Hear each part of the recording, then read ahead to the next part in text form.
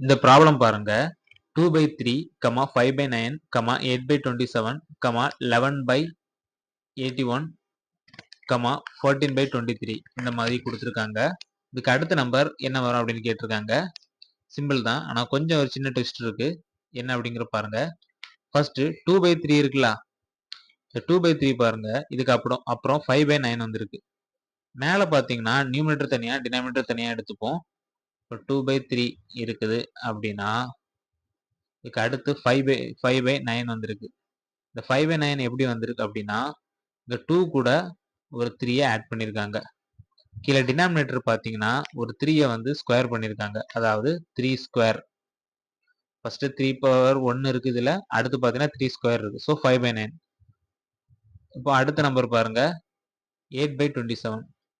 8/27 இதுல பாத்தீங்கன்னா நியூமரேட்டர் வந்து 3 வந்து ஆட் பண்ணிருக்காங்க. டினாமினேட்டர்ல வந்து ஒரு பவர் ஆட் பண்ணிருக்காங்க. அப்போ இங்க 3 ஸ்கொயர் இருக்கா, 3 கியூப். 3 கியூப் வந்து 27. இப்போ அடுத்து பாருங்க. மேல பாத்தீங்கன்னா 3 ஆட் பண்ணணும். 3 ஆட் பண்ணோம் அப்படின்னா 11 வரும்.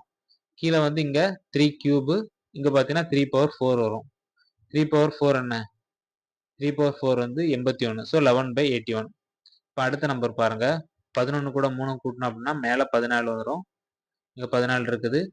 அடுத்து கீழே பாத்தீங்கன்னா 3 பவர் 5.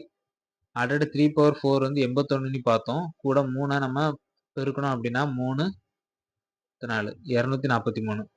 ஸோ 14 டிவைடட் பை 243 இதான் கொடுத்துருக்காங்க.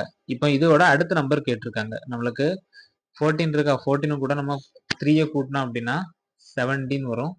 இங்க வந்து 3 பவர் 5 இருக்கு இல்லையா, இதை நம்ம 3 பவர் 6 எடுக்கணும். ஆல்ரெடி 3 பவர் 5 வந்து 243 நம்ம கண்டுபிடிச்சிருக்கோம். அது கூட ஒரு 3 நம்ம மல்டிப்ளை பண்ணோம் அப்படின்னா 9 12 1 729 வரும். 17 டிவைடட் பை 729 இதான் இதோட ஆன்சர்.